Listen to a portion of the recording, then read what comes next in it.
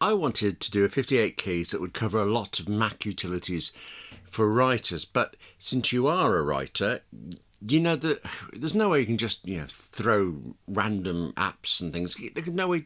There has to be a structure, doesn't it? There has to be a reason, a through line through it, and so there is. Please treat this 58 keys as a fast guide to 8 or 10 Mac utilities that are useful for me in my writing business, and therefore I hope could be of use to you too. But the kind of umbrella theme is that you and I are going to examine Setapp. All of the apps come from Setapp, and this is a subscription service that gets you something like 250 Mac apps, the full Mac apps, for a monthly fee starting at $10. Hello, I'm William Gallagher, and this is 58 Keys, which, as ever, as always, is for writers like you and me who use and who write on Macs and iPhones and iPads. Do subscribe or actually support 58 Keys on Patreon because, well, there is always so much to talk about. In this case, there's 250 Mac apps, and also in Setapp there's like dozens of related iPhone apps. Also, I've only just found this out, dozens of web apps. I haven't looked at them yet. We're doing the Mac version, right? And we're writers. So the first thing we must look at is writing apps in Setapp. There you go. 8 writing apps on Setapp, and that's all you and I are going to say about any of them. Because while Setapp, it does include things like Ulysses, and it has Craft in there as well. It's also actually, I'd say it's got Mars Edit, which I've recommended before. It does not have, say, Microsoft Word, Drafts 5, Pages, Omni Outliner, just so many others that are the best things for us to write in. Setapp is not a collection of the best apps necessarily, it's a collection of apps, and across every category of app you will find some of the best. You will find most that are good to very good, plus some you wouldn't look at, and others actually the two very similar apps, very repetitive, some of them. But the thing is that you pick apps from Setapp, and if there are enough there that are good for you, well, then the service is worth it. I should say, I used to have a free press account set up. I had it for about 2 years, I think, something like that. And then when that was over, I bought the service. I've been paying for it since. I've been using it now for, well, at least another 2 years. It could be 3 now. Grief, how the time goes by. I haven't properly examined its value to me before. I've just kind of enjoyed the apps that I've enjoyed. So I will be doing some of that today. I will be examining the worth of it. And also the key thing is I can't tell you what apps will be best for you, but what I can do is show you what apps have been good for me. So, no, I can't even do that either. I need some kind of order, don't I? Isn't it rubbish being a writer? Got to have structure. Let's do this starting with the most useful apps and going down to the most handy. HookMark. Oh, has this been so useful? Actually, so very useful. There are, is it 2 or 3 episodes of 58 Keys just about it? I'll look that up and I'll put the links down below, the usual stuff. Actually, I should say also along with the pricing for all of the apps, the pricing for Setapp and direct links to buying them outside of Setapp, plus what it costs you. But HookMark, just briefly, HookMark lets me connect things together like this.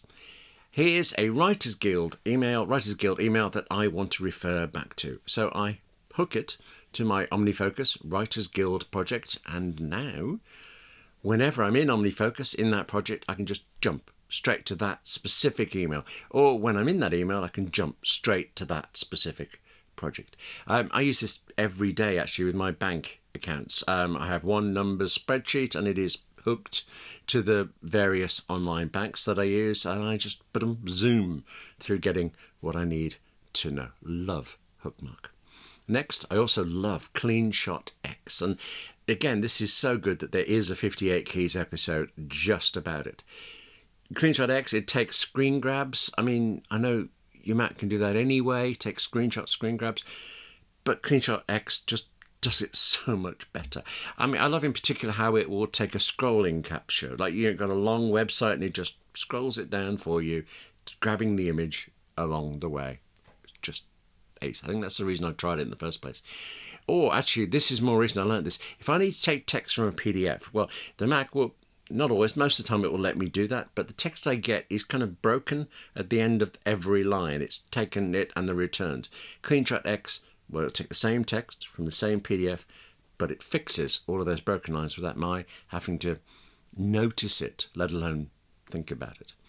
CleanShot X also takes screen recordings, which is why I can't show you much about it, because I'm using CleanShot X right now to take these screenshots of the whole of the Setapp apps. Next up, Bartender 5. What this does is it takes all of those icons in your menu bar on the Mac and kind of sorts them out. Hides some if you want, shows others only at certain times. And really it just changes what becomes if you have, especially have a lot of apps, a mess of icons. And I think at best that mess can be confusing. I'm forever trying to, which is not, at worst there's just so many you can't get them all on the screen. Anyway, next up, Mosaic. Just look. One keystroke and my current document is whacked over to one side of the screen or the other. It's whacked to the top, it's whacked to the bottom. And when I'm working on two documents, I can have them side by side instantly. The Mac does let you do this. It lets you do split screens with two documents and full screens where it's the only thing you can see, but it's peculiarly tedious getting in and out of that and swapping what's on one side. Whereas here, keystroke, done. Timing, that's another one. Timing is another one actually where I had a free press account for a while I was reviewing it, and then when it ran out I was very tempted to buy it, but I didn't need to because it's in Setapp. And while actually I am using timing now, I go in waves. Timing lets me see how I'm spending my week, how long it actually takes me to do things, and it's useful. I don't know that I need it all the time, but when I do, I do.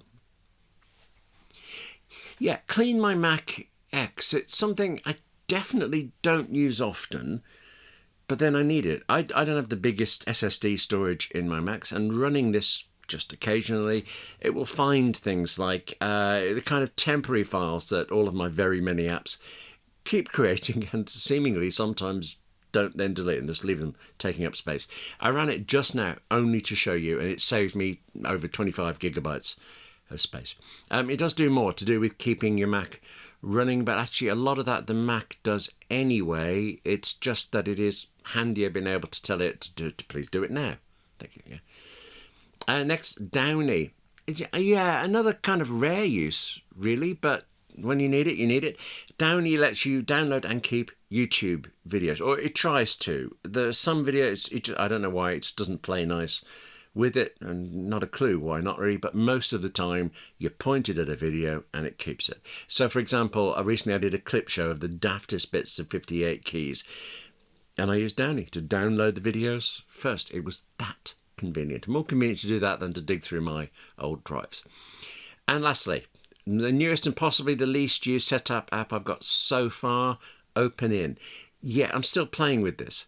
But for instance, when I work with, there's one client I have who needs me to use their content management system, and that CMS only works for some reason in Google Chrome. I'm a Safari user, so what I used to have to do is if I was sent a link to that, I have to copy the link and then paste it into Chrome, and now I just click the link, and it knows, the Mac knows because of OpenIn, to open that type of link and only that type of link over in Chrome.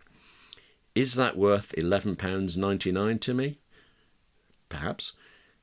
But speaking of pricing, let's work out whether Setapp is good for me, and so hopefully give you an idea of whether it's going to be good value for you too. So you and I, we are going to do the maths here on the price of Setapp versus the cost of these individual apps that I happen to use. I call it a little selection of them.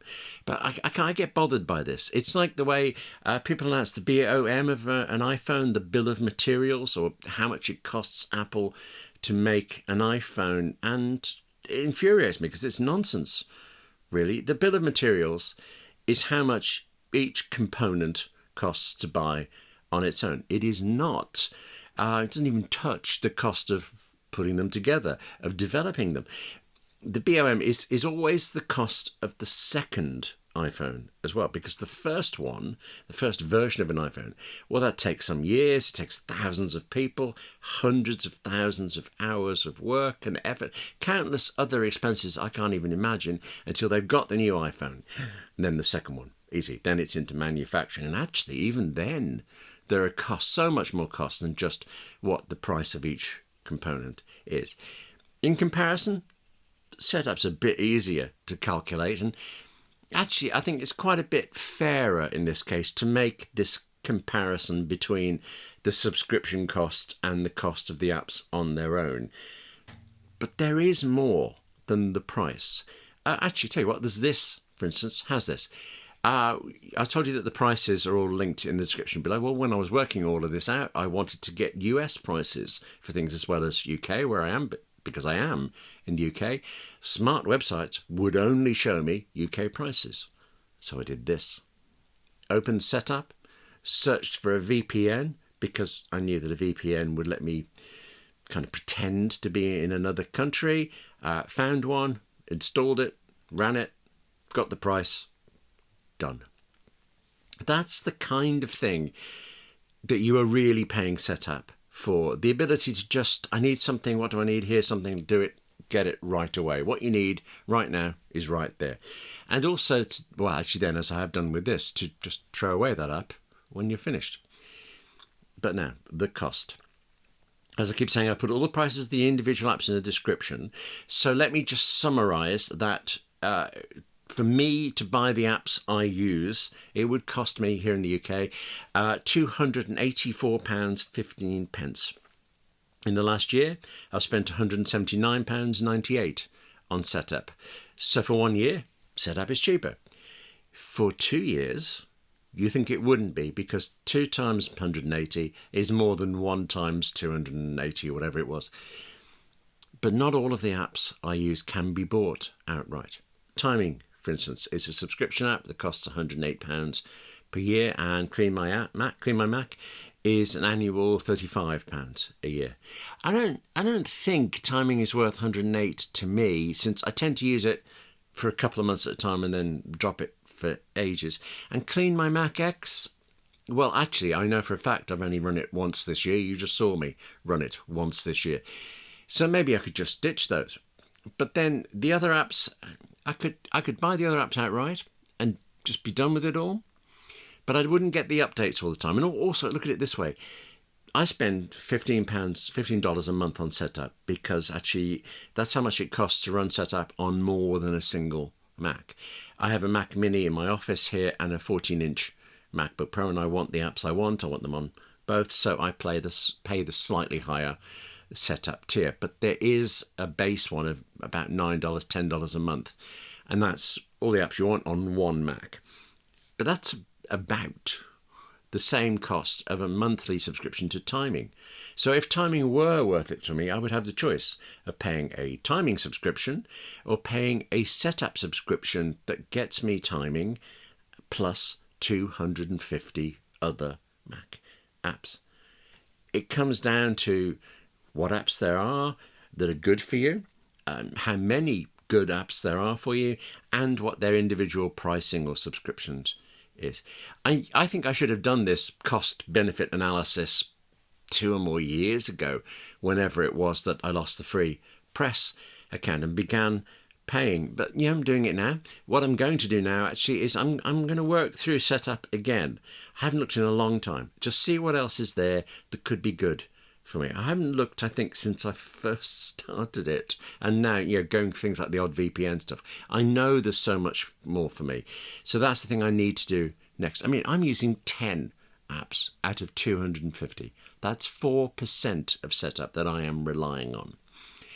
If, though, that it doesn't work out, that there are a lot more apps for me, then what I will do is I think I will look at weaning myself off Setapp by buying these main apps outright every now and again, once a month, something like that, and then maybe cancel Setapp, but we'll see. There's also the fact that actually Setapp is made by a Ukraine company, and I kind of rather want to support them. There's always more than the cost to consider. There's a subtext too. But whether you now look at Setapp or you just fancy one of the apps I ran through there, I hope that this has been of some use to you. And actually, that would be it. That's it for this edition of 58 Keys. Thank you very much for watching. Now, take care of yourself, eh? Write more. That's what we're supposed to be doing. And I'll see you soon.